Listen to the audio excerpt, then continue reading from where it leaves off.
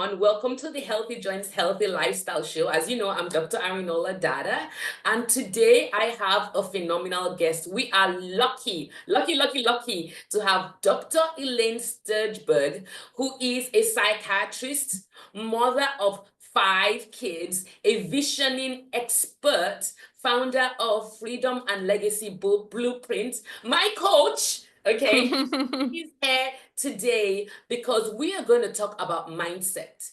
So we are just kind of going to get started, and I'm going to give the mic to Dr. Stageberg to talk about why she does what she does, and we are going to dive into this exciting episode. Welcome, Yeah, Dr. Stageberg. Thank you so much for having me. Excited to be here. So would you mind telling us a little bit about kind of your background, what led you to become kind of a mindset type coach? Yeah, absolutely. So really when I think about it, much like, many of us in our adult lives, these stories go back into childhood. And I was raised in a family where there was a lot of pain. There was a lot of struggle. We had financial scarcity. My mother was never really in the picture. My parents were both very young when I was born, and I never really knew my mom. My father unfortunately struggled with substance use. He ultimately died of a fatal drug overdose when I was 25. Right, just in every direction that I looked, there was so much pain. And even at a young age, I inherently knew that my family, they were good people. I knew that my father loved me, for example. I just knew that he really struggled with a lot of kind of demons, for lack of a better word, in his heart that led to substance use, that ultimately led to his demise, and all of the other pain that went with it.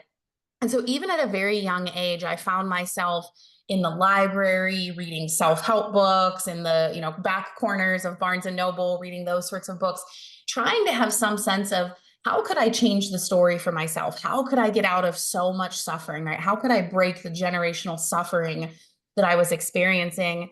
And then that ultimately led to medical school, that ultimately led to me deciding to train as a psychiatrist. So I completed my psychiatry residency at the Mayo Clinic. And in that psychiatry residency, I learned all about prescribing medications, but I also learned about therapies. And there's so many different types of therapies. And I really picked up, kind of the wisdom that's universal, to many different types of therapies: family therapy, cognitive behavioral therapy, dialectical behavioral therapy, marriage therapy, parent-child interaction therapy, right? You name it.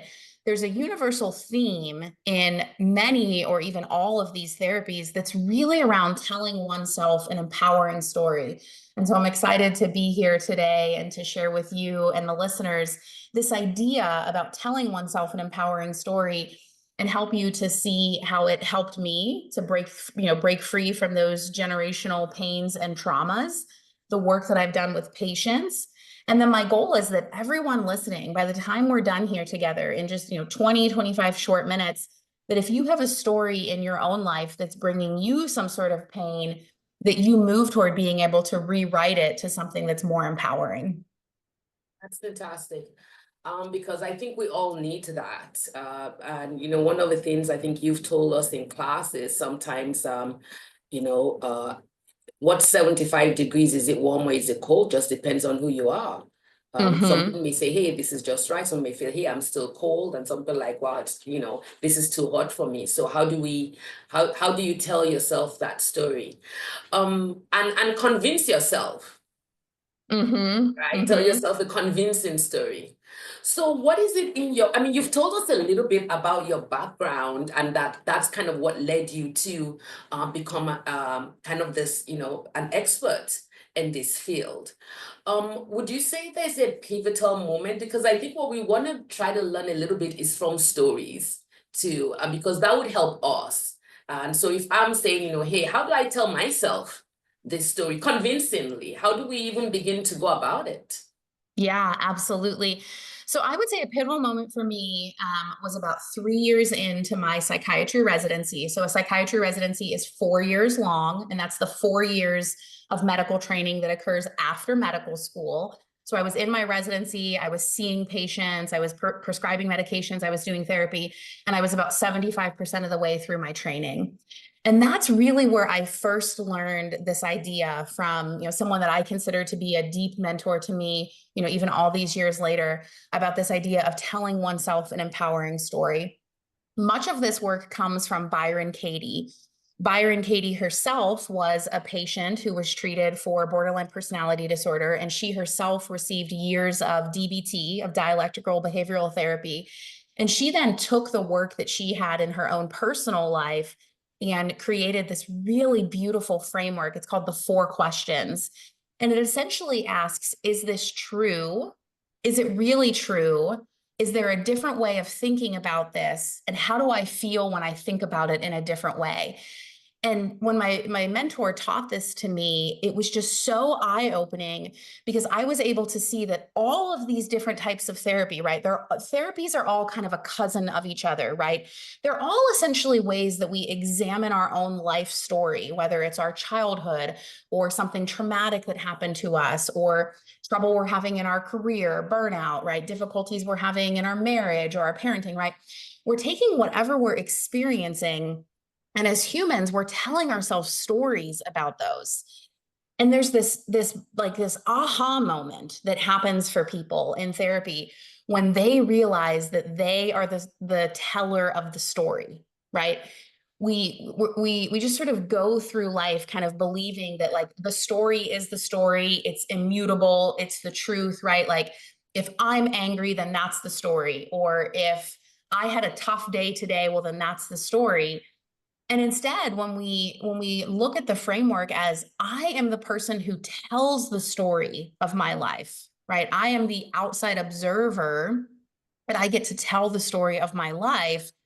Well, then all of a sudden everything changes. And I love that you brought up, how do we tell ourselves a convincing story, right? Because we don't want to like brainwash ourselves, right? We don't want to use like toxic positivity toward ourselves of like, oh, everything's great and I'm always happy and I should never feel sad, right? That's not at all what I'm saying. That's not at all what my mentor taught me when I learned about telling an empowering story.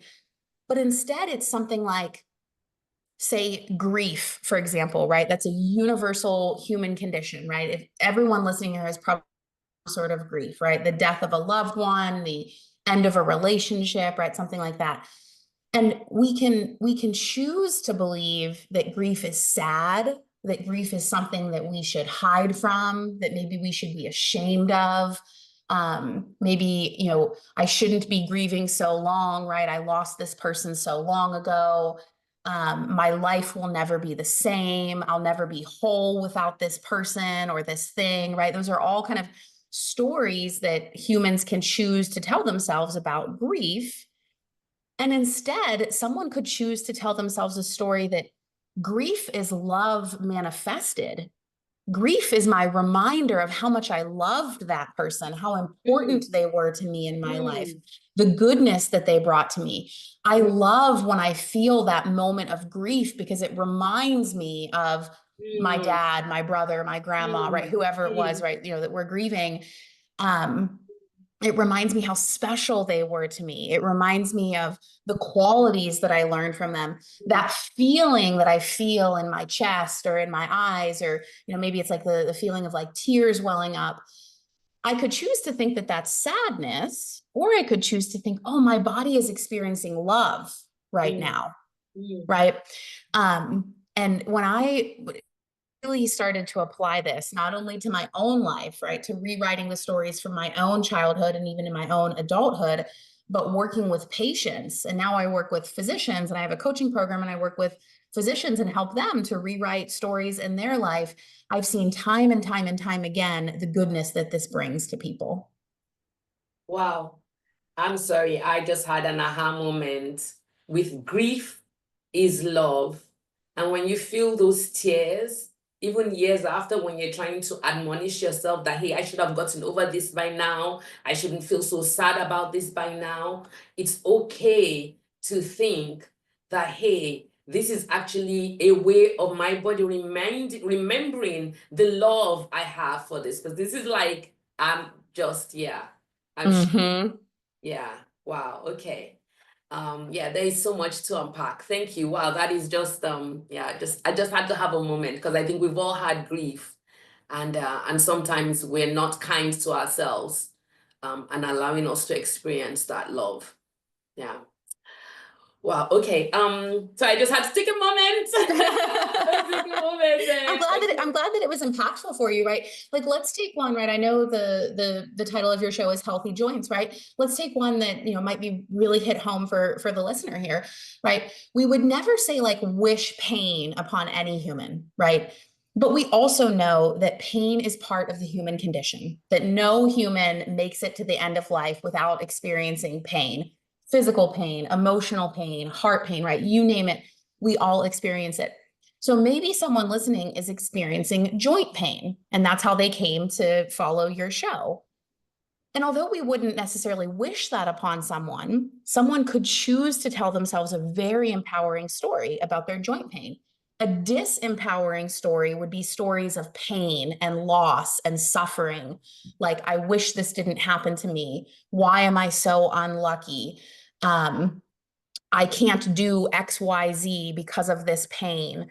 My life is limited because of this pain, right? You're really focusing on the pain, the suffering, the lack.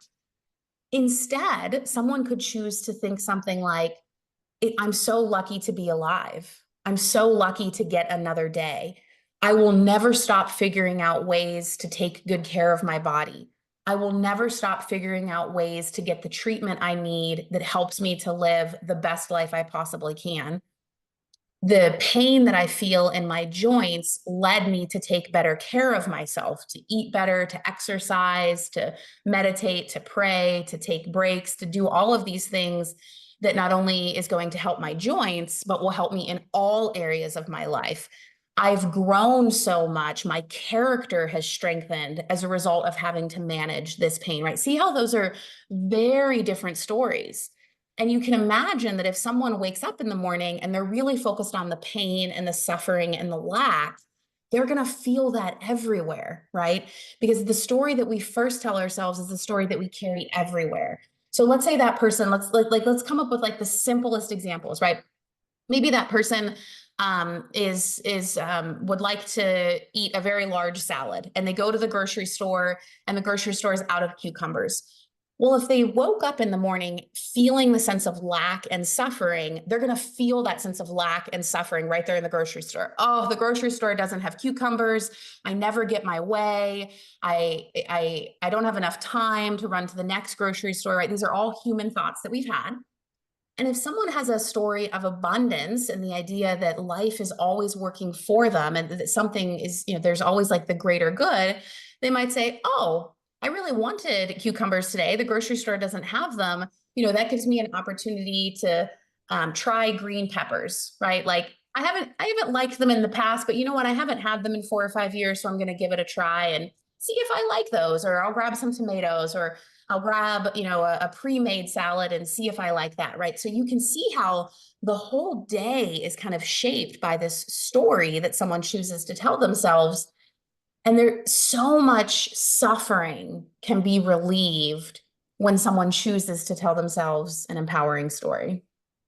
I really resonates, I think, and will resonate with our audience is the fact that, because of the mindset, because of the story that we've told ourselves, it's really more of, I will never stop trying to find something that is going to help me live the best possible life that I can, right? Versus, oh, another day with pain, why me, right? So that really changes everything, changes your relationships actually. And your output to the world. Yeah, it helps you actually make your doctor's appointment on time, right? Versus missing the appointment, right? Because you're there early because, hey, you're on a mission to try to improve your life versus what else are they going to tell me? Same different day. They can't really help my pain. There is no use, right? So I think that really helps. And when you're compliant, you're there, you're at your appointments, you most likely are going to find solutions because you're working with your team. So thank you for that.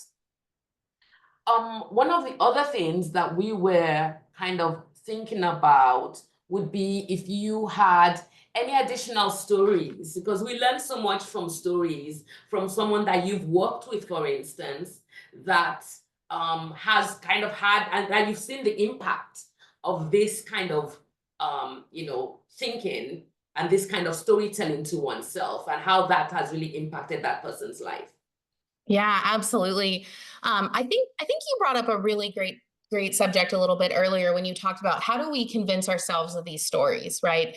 Um, if someone's listening, or say a patient that I worked with in the past, or a physician that I coach today, you can kind of hear this and think like, well, that's too easy, or that's not how it works, or what is this psychiatrist saying, like just rah rah rah, like make yourself happy, right? And it's not at all that. It's about moving the narrative towards something that's more empowering. And I've seen it time and time again in people's lives. So let's continue to take this person, right, that's maybe experiencing some joint pain. So we've talked about maybe some different stories that someone can tell themselves about, I'm going to make it to my doctor's appointment.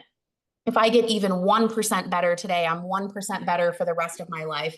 I wouldn't wish this pain upon myself, but you know what? It's here, and I'm grateful that it's leading me to take a better look at, all of my health, right? But then our human minds are our human minds, and they might throw out those ideas of like, it's not that easy, or it's not that simple, or, but what about the pain, right? Our mind is going to kind of keep trying to like pull us down. And so how do we teach ourselves that that story is convincible, right? That it's something that we can truly believe. And what I really encourage people to do is to think of, can I believe even a part of that story, right? I'm not saying that someone is necessarily going to go from, wow, this joint pain that I'm experiencing is one of the worst things that's ever happened to me, to like, oh, I'm so grateful I have this joint pain and I would wish it upon everybody, and joint pain for all, right? I'm not saying that that's going to happen. But can you find even 1 or 5 or 10% of the belief that could possibly be true? Could it possibly be true that I've grown as a person because of this pain? Could it possibly be true that I'm focusing more on my overall health because of this pain or because of this illness? Is there a part of me that believes that this pain has led me to maybe have more patience in other areas of my life, right? Like you see all the different like clauses, like, is it possible to believe? Is there a portion of this that could be true? Is there a universe where this could be true, right? Can I believe this even a little bit? And then you just kind of keep nudging and nudging and nudging in that direction and find more and more abundance. And I've seen so many stories of this, right? People that at one point told themselves, say, a disempowering story, and then come to believe a very empowering story, right? So in my own life, you asked me to share a story. In my own life, growing up with my mother not present in the situation, right? I could tell myself the story of like, what kind of person, like not even their mother loves them, right? That's a story that I could choose to tell myself. Growing up with a father who was experiencing severe substance use all through my childhood, first alcohol, then prescription pain medicine, then street drugs, and ultimately died of an overdose, right? I could tell myself all sorts of disempowering stories. And as I was making the transition to the very empowering stories that I tell myself today, I had to start to believe even just a little bit. Is it possibly true that I could learn strength of character from the difficulty I experienced in my childhood? Is it possible that because of the pain I experienced in my childhood, I'll make different decisions in my own adulthood? Is there a universe where it's true that because of the pain that I experienced in my own childhood, I'll raise my own children differently, right? You see, that first clause kind of allows us to believe it a little bit, and then we can move closer and closer to that empowering story. Until today, I can hold simultaneously at the same time, I wish I didn't have a painful childhood. I wish I had known my mother. I wish my father hadn't struggled with substance use and ultimately died of a drug overdose. And yet, I have a phenomenal marriage because I committed to having the partnership that I didn't see in my own life growing up. I've taken time to learn about parenting, to continue to grow my own self so that I can parent my children in a way that I didn't receive. I'm committed to finding meaning and purpose in life because my own father died so young. And I'm so grateful that I get to live, the good Lord willing, a long and fruitful life. So you can see how I took a very disempowering story in childhood, played with the ideas of telling more empowering stories, and then today live a very empowered life where I appreciate the pain and the suffering that I had in childhood because it gives me such a gratitude for the life that I have today. And it also gives me this connection to other people Yes. because pain is universal, right? And when we can find meaning in our pain, we can connect to other people. So even though, say, I've never had painful joints, I can connect to someone and say, I know what pain feels like. I know what it feels like to feel defeated.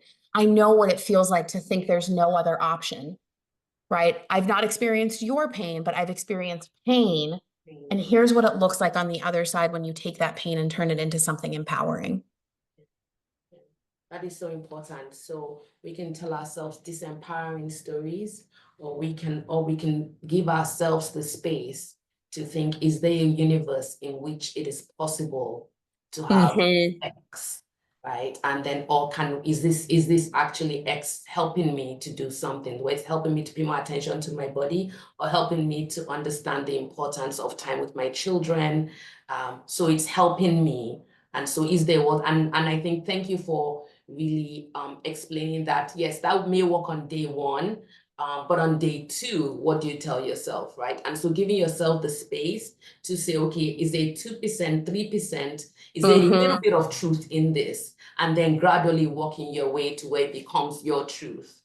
Wow. This has been such an interesting and very, even just for me, I have my notes that I'm going to review. And so I really appreciate your coming to the show. I do have my favorite final question.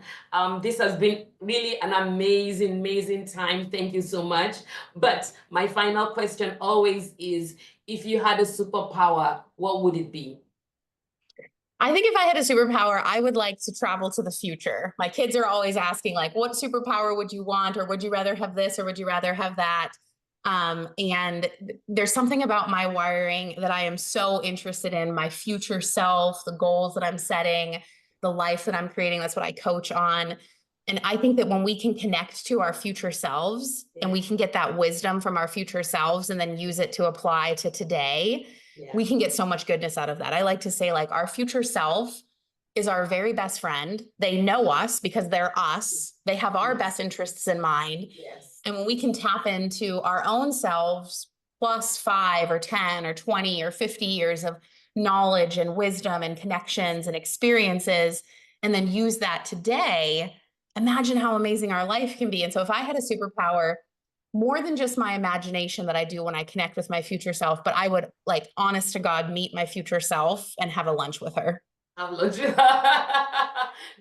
a lot. Almost better, I think, much better than meeting with a parent, really. I think your future self is just you know this person has your back.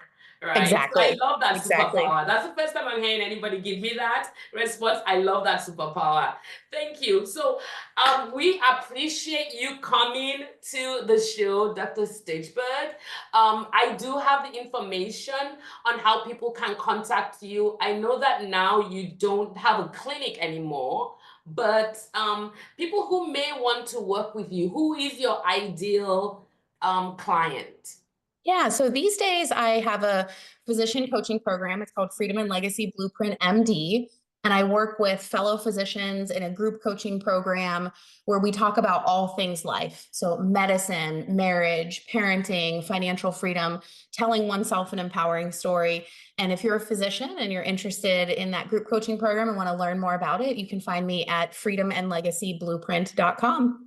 Okay, fantastic. Well, thank you so much, Dr. Stageberg. We're going to have the links to Dr. Stageberg's social media information.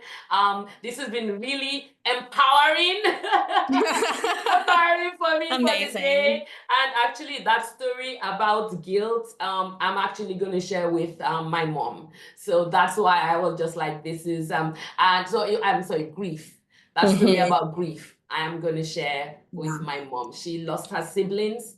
I'm gonna share that with my mom. Thank you so much, Dr. Yes. Stageberg. I'll see you in class. Thank you. Thanks Thank you for everybody for having me. listening.